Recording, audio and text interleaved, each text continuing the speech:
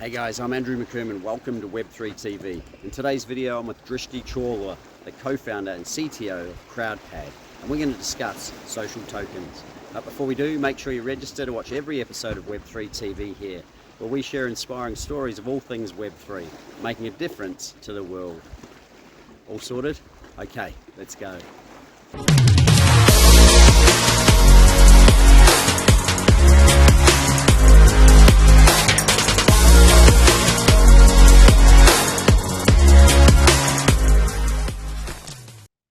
Drishti, welcome to Web3 TV. Great to have you here. Hi, thank you so much for having me. Great to have you here. So Drishti, it's very common we ask all of our experts because everyone seems to have a different take on it. What is Web3 to you? Web3 is just anything that's using blockchain technology. So anything that's built on top of it, uses it in any way, is considered Web3. So yeah, that could be like social media platforms, different like physical things can also use blockchain as a part of their store. There are just so many ways to use it. And as long as you're using it, you're part of Web3 now. Very cool. It's such an innovative space. And I guess, obviously, your expertise is social tokens. So what are social tokens and how do they fit within Web3? So social tokens they're basically cryptocurrency, which is just a digital currency. And when you come to social tokens, it's branded cryptocurrency. So it could be like for a particular person or something that they want to launch their own token, then it's considered social token. If it could be like a community or a brand that wants to launch it as well. So it's kind of linked to a person or a group, it's considered a social token. So just cryptocurrency. Yeah, so it's a form of currency that, say, a community or a social group or a social platform would use as their own currency compared to, say, fiat currency? Yes, exactly. Okay, so what are dApps and how do they fit within Web3? So dApps stand for decentralized applications. So they could use social tokens or any different kind of Web3 technology as well. So it could be like a game that uses tokens to reward you when you pass a certain level, or a social media platform that uses it. Then there are like DAOs as well that use different technologies. So DAOs are like decentralized autonomous organizations. And if they use, they're like a group of people that come together to do something.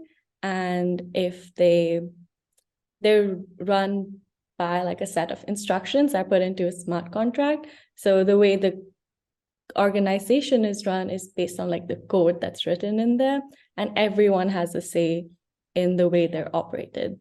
So it's like giving equal ownership to everyone based on like the tokens they hold or the NFTs they hold to join the community.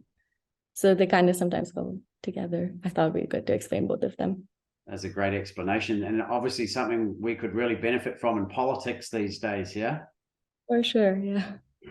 Another like great use case is for like charities or venture capitals where money's been put in, and then you can clearly see how the money's being spent as well. So suppose when you generally donate money, you don't know how it's being used, where it's going.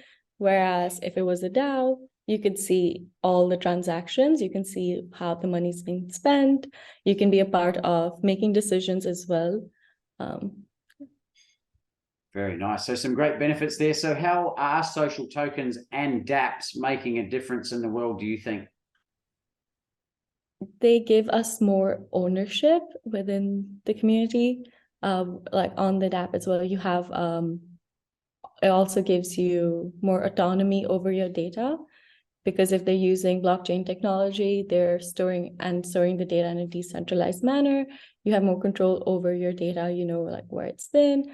When you're using social tokens as well, you know how they're being spent. So you can see all the transaction history. It's all open for anyone to go and check, which I think is like is really important to have that level of transparency and trust to be built between the application and its users. Like having that trust is really important.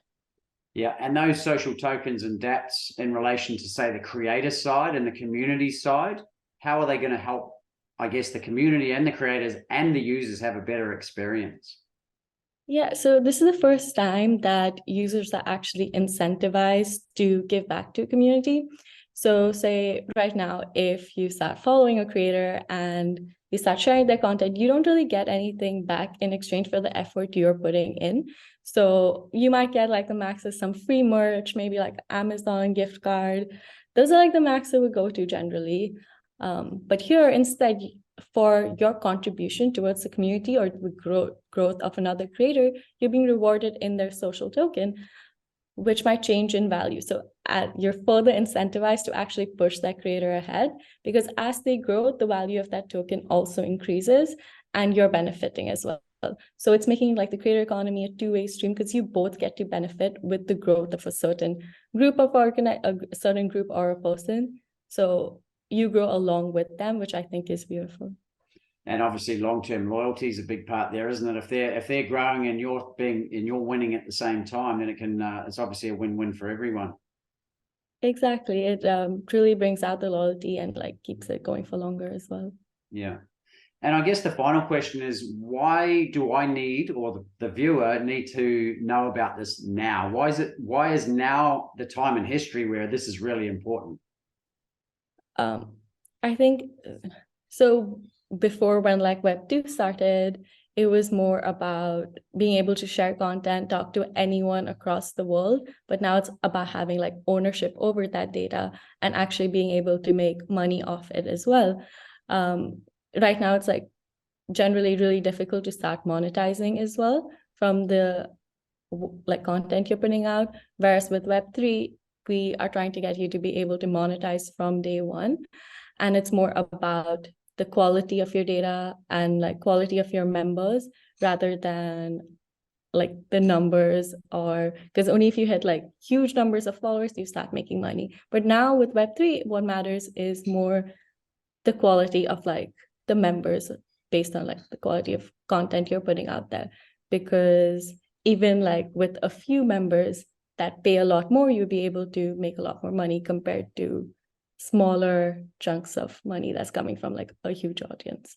So it gives you a lot more control over the money you make as well, because you're getting it directly from the people that are like viewing your content rather than being dependent on platforms and what they want to give you. Because like right now with Web2 platforms, it's more dependent on how much the platform is giving you. Like after that, like through their ad revenues, how much are they giving back to creators? It's completely up to them. And you can't do anything about it as a creator. Whereas in Web3, you have more control. You can decide like, this is exactly like how I want to launch my token. And you just have more control and you know what's happening, what to expect, like how to work it out rather than, rather than being dependent on a different organization. Fantastic. So it's giving the power back to the community, to the creator, to the consumer or the user or the follower, call them that, and demonopolizing, I guess, the biggest social networks that are out there already, who really, they're making all the money, aren't they? And the creators and the consumers are getting a smaller waif or far smaller cut of the pie. Yeah, the creators get barely anything and the consumers don't get anything. They're the ones that are spending their time watching the ads, watching the content, but they don't get anything back. Whereas in Web3, they will get paid for their time as well. Well, Drishti, thank you so much for sharing your insight around social tokens. Guys, if you want to, Drishti and I have put together a frequently asked questions video, which you can access. It's either here or here on the end screen that I'm going to show you. So we'd love you to watch that as well. We're going to have a lot more in-depth conversation about the most frequently asked questions about social tokens. Drishti, we'll see you in the next video, hey? Well, there it is, guys. I hope you enjoyed this Web3 TV episode. If you've got any questions, leave them in the comments below. And remember, if you'd like to watch every episode of Web3 TV, visit the link below or subscribe to our channel. And remember to hit the bell icon so that we can notify you every time a new episode is released. I'm Andrew McComb, and I look forward to sharing more inspiring Web3 TV episodes, making a difference to the world. I'll see you soon.